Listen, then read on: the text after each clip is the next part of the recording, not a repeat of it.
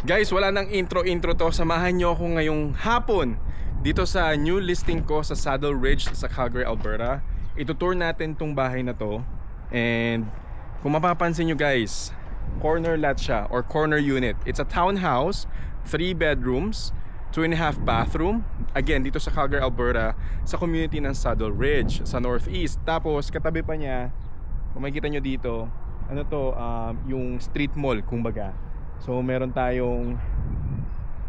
silang physiotherapy, massage, merong liquor store. Tapos malapit lang to sa Stoney guys. Nandun lang oh, nandun lang yung Stoney on the other end of the road. So this one is, kung mapapansin nyo, mukhang 1-car garage, pero 2-car garage tandem siya.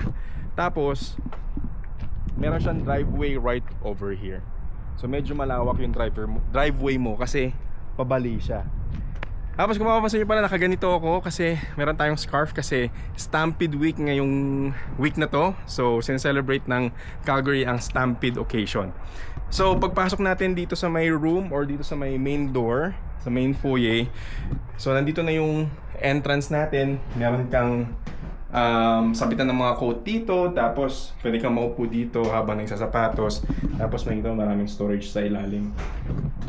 So ito na yung pinaka main foyer niya or pinaka main entrance kumbaga. Sara natin yung pinto kasi mahangin.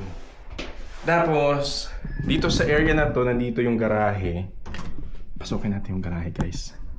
Actually buksan na rin natin para maliwanag, maraming natural light. Pasensya na kayo guys, medyo ginawang storage area tong garahe kasi naglilipat na yung owner. Gustong-gusto na nilang mabenta to. So, ready na sila. Ready to go na sila. So, kita mo, nandito yung tandem 2-car garage. Tapos, meron pang balcony dun sa likod. So, pasukin natin. Tapos, nandito rin pala guys yung yung furnace. Yung heater, tsaka hot water tank. Nandito rin nakalagay. Right there. So, bagong-bago pa tong property na to. 7 years old pa lang. Tapos magla-live kami bukas sa market, and this will be posted just under $470,000. So ito yung likod niya guys. Right over here, wala kang kapitbahay sa likod. Napaka peaceful guys. Tapos yung playground, nandun pa yung playground oh. Tapos merong pond right over there. Tapos merong pathwalk dito.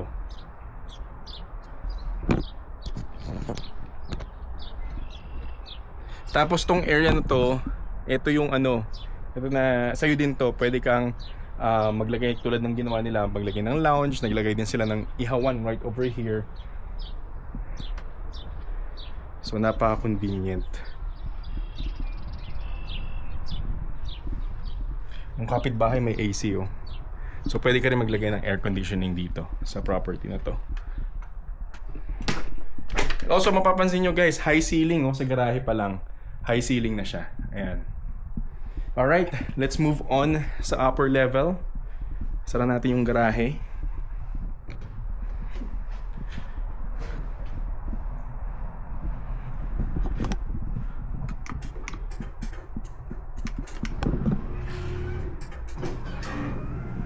Dahil sumara.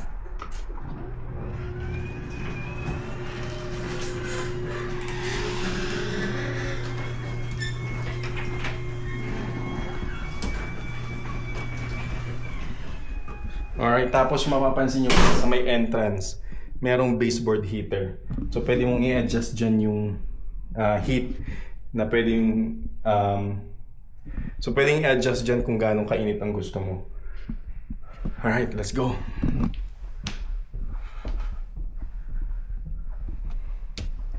So pag akit natin ng hagdan, makita natin, nandito yung living area natin right here.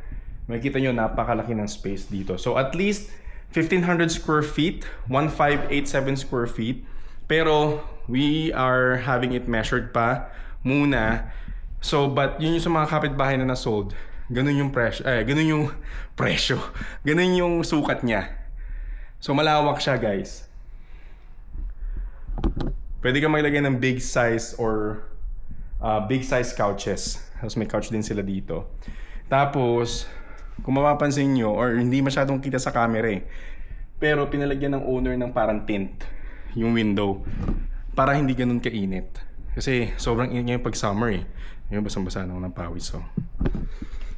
Alright, moving forward tayo. Meron pang balcony. Bukod dun sa balcony sa baba, meron din balcony dito sa second level. So right here. Ito yung magiging balcony niya.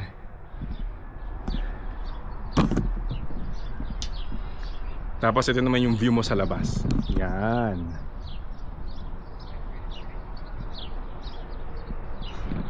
Napakatahimik dito. Ibon lang, huni ng ibon lang ang maririnig mo. Alright, let's move on. Let's move forward.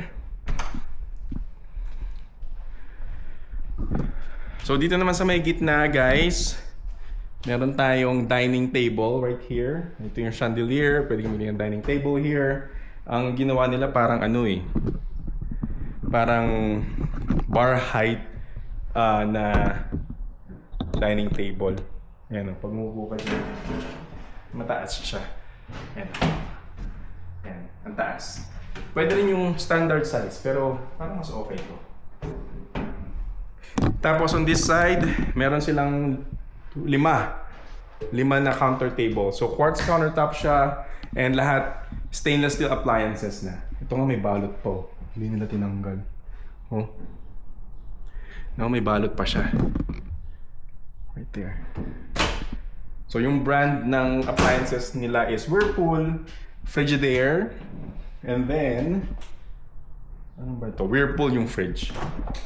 Ayan yung fridge, itsura ng fridge niya. Tapos lahat ng bahay din dito comes with a dishwasher, guys, right there. Tapos ito na, meron tayong malaking bintana dito sa may dining area, or no, sa may kitchen. Actually, kitchen area na to. Yung dining area is right over there. So kitchen area. Tapos this space here, I don't know, probably you can convert it to an office, a small office, or kasi may bintana rin dun, no? So ang daming natural light na pumapasok. So pwede mo siyang gawing mini office or parang storage room, or gawin mo siyang extra pantry. Kasi pero meron tong pantry, guys. And itong pintuan na to, that's the pantry right over there.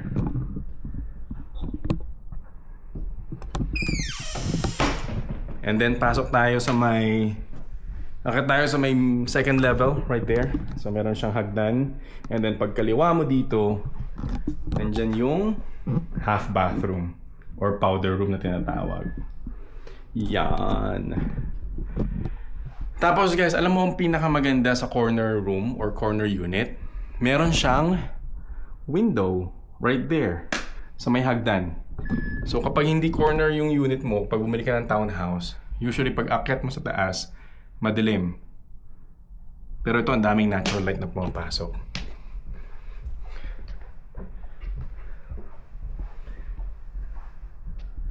So dito na tayo sa second level. What's up, Lee? Hello. By the way, this is Lee, my photographer and videographer. If you need anything video-wise, Yes. hit him up, okay? Check his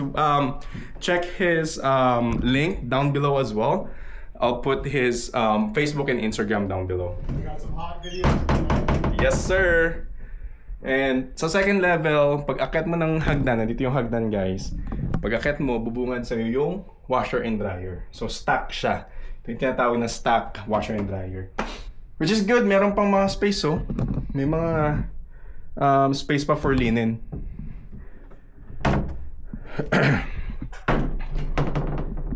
And then move over naman tayo sa master's bedroom. Ito yung itsura ng master's bedroom niya. Quite spacious siya, to be honest with you. Tapos ang view niya is yung pond or your lake. Kita nyo ba? Against the light, no? Yan. So yan yung view ng master's bedroom natin. And syempre, dahil master's bedroom siya, meron tayong walk-in closet. Oh. Malaki ang walk-in closet, guys. Pwede ka pang matulog dun. Tapos, at dahil master's bedroom siya, meron din tayong master's or ensuite bathroom right here. So, meron kang malaking vanity window, and then a full sink right here, and then yung toilet natin is nandito, and then yung yung shower rather. Yan. And then, ang init, grabe.